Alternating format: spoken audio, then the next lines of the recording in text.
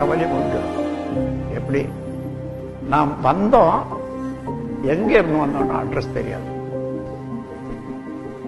ஆனா இப்ப வாழ்ந்து கொண்டிருக்கோம், தெரியுது அட்ரஸ். ஆனா போக போக யாருக்காயிலும் அது நினைவு வருதா? போக போறோம் தேதிதான் தெரியுமானா தெரியாது.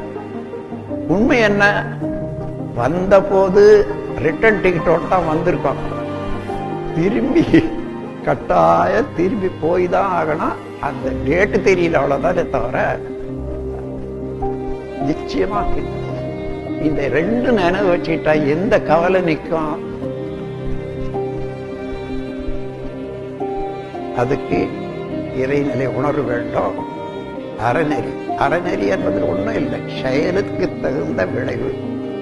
விளைவு என்ன